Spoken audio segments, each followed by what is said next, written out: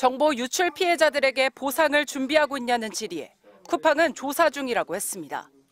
현재는 그 피해 범위가 아직 확정이 안 됐고 아직 조사 중이기 때문에.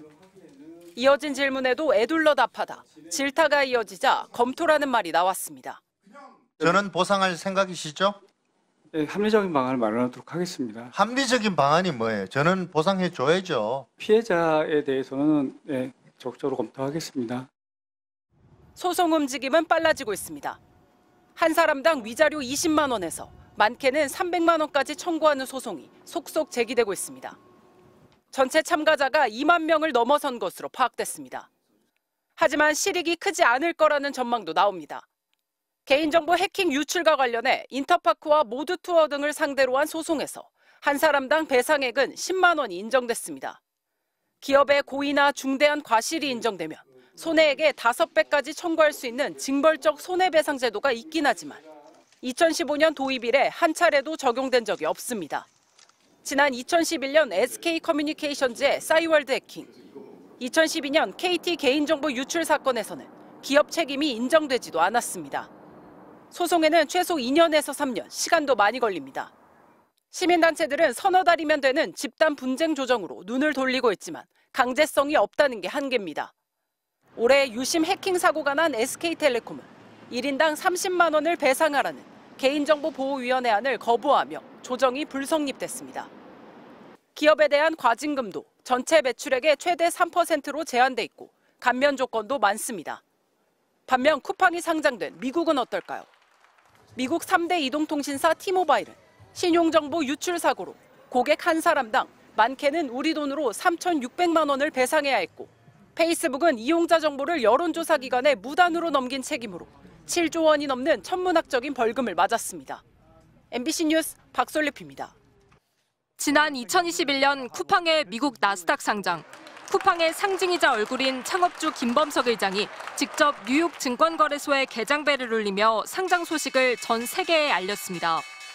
쿠팡 미국 법인이 미 증권거래위원회에 공시한 올해 3분기 보고서입니다.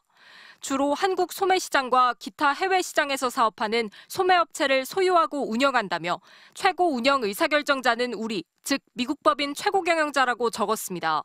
김범석 의장이 우리나라 쿠팡을 포함해 최종 의사결정을 하고 있다는 겁니다. 국내 법인 대표가 자신이 책임자라며 김 의장 책임론에 애써 선을 그은 것과는 사뭇 다른 내용입니다. 지금 한국 법인에서 벌어진 일이고 제 책임하였기 때문에 제가 다시 한번 사과 말씀을 드리고 싶습니다. 쿠팡 미국 법인은 또 대부분 수익을 우리나라에서 거둔다는 점도 분명히 했습니다. 매출 대부분을 한국 내 고객으로부터 발생시키고 있다면서 화폐 단위가 다른 점 등을 거론하며 영업 실적과 재무 상태가 영향을 받는다고 적었습니다. 최고 의사결정권자가 수익 대부분을 버는 우리나라를 철저히 외면하고 있는 셈입니다. 제가 지금 국내에서 만나본 적은 없습니다. 올해 만난 적이 없습니다. 쿠팡은 수익 대부분을 버는 우리나라에선 주식시장에 상장하지 않아 아무것도 공시하지 않고 있습니다. 국회 정무위는 쿠팡 사태 긴급 현안 질의에 김 의장을 증인으로 채택했지만 김 의장은 이번에도 나타나지 않았습니다. MBC 뉴스 송재원입니다. 아이를 키우며 장볼 시간이 부족해 쿠팡을 자주 이용하고 있는 이영주 씨. 대규모 해킹 소식에 쿠팡을 탈퇴하려고 앱을 뒤져봤지만 방법을 찾을 수 없었습니다. 쿠팡 탈퇴 방법까지 검색해 클릭했는데 황당하게도 쿠팡 쇼핑 페이지가 연결됐습니다. 한참을 헤매다 겨우 방법을 찾았는데 10분이 넘도록 2단계를 넘기지 못하고 결국 포기했습니다. 단계가 너무 복잡하더라고요. 한 단계마다 그냥 바로바로 뭐 예 아니요 체크하는 게 아니기 때문에 오래 걸리더라고요. 그래서 저도 그냥 2단계까지 갔다가 그냥 중단했어요. 쿠팡 회원을 탈퇴하려면 6단계를 거쳐야 합니다. 앱에 들어가면 일단 PC 버전으로 넘어가야 합니다. 대부분 이용자가 모바일로 이용하고 가입 역시 모바일에서 할 수 있지만 탈퇴는 PC 버전에서만 가능한 겁니다. PC 버전으로 바뀌면서 글씨가 깨알같이 작아진 상태에서 본인 확인과 이용 내역을 확인하고 쿠팡에게 바라는 점을 묻는 주관식 설문에까지 답을 해야 탈퇴를 할 수 있습니다. 매달 구독료를 내는 와우 멤버십 회원 탈퇴는 더 기가 막힙니다. 탈퇴 단계를 한참 진행한 뒤에야 유료 멤버십 해지는 별도로 해야 한다며 모든 절차를 처음부터 다시 하게 했습니다. 앱 사용에 능숙한 20대 남성도 탈퇴하는 데 4분 가까이 걸렸는데 반대로 재가입은 38초면 충분했습니다. 공정위는 쿠팡 측에 복잡한 탈퇴 절차를 시정할 것을 요구했습니다.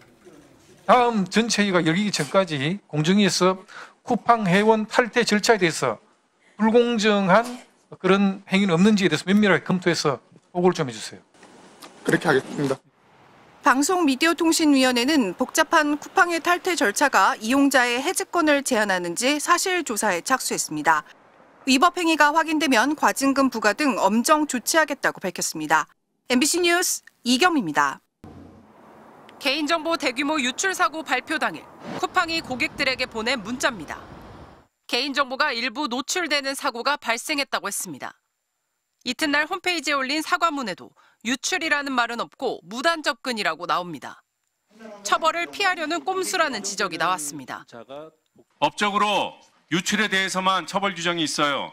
이거를 쿠팡이 알고 의도적으로 노출을 여기저기 했었어요. 정부가 쿠팡의 부실 통지에 제동을 걸었습니다. 개인정보보호위원회는 쿠팡에 노출을 유출로 수정해 다시 알리라고 요구했습니다. 부정확한 내용도 바로잡으라고 지적했습니다. 당초 쿠팡은 유출된 정보 범위를 고객 이름과 이메일, 전화번호, 주소 등이라고만 했습니다. 여기에 누락된 내용도 추가해 공동 현관 비밀번호도 유출됐다고 제대로 알리라는 겁니다. 또 비밀번호 변경 권고 등 추가 피해 예방 요령도 안내하라고 했습니다. 이틀 동안 홈페이지에 게시하다 구석으로 치워버린 사과문도 충분히 공지하라고도 요구했습니다. 유출 사실을 통지하지 않고 있으며 정보 주체 2차 피해 방지를 위한 대책을 신속하게 마련하여 안내하지 않고 있어. 사고 직후 전후로 쿠팡 전현직 임원진이 쿠팡 주식을 대량으로 팔아버린 사실도 드러났습니다. 지난달 10일에는 최고 재무 책임자가, 일주일 뒤에는 전 부사장이 수십억 원어치의 주식을 팔아치웠습니다. 쿠팡이 사고 인지 시점이라고 당국에 신고한 날보다 이르긴 하지만 내부자 의심 거래 논란이 나올 수 있는 대목입니다. 쿠팡 측은 주로 특정 납세 의무를 충족하기 위해 사전 거래 계획에 따라 이루어진 것이라며 내부자 거래 논란을 일축했습니다. 쿠팡 상대 법적 움직임도 본격화되고 있습니다. 참여연대 등 시민단체들은 오는 9일까지 피해자들을 모아 집단 분쟁 조정을 신청하기로 했고 이와 별개로 집단 손해배상 청구 소송에 참여 의사를 밝힌 고객은 10,000명을 넘어선 것으로 전해졌습니다. MBC 뉴스 박솔립입니다.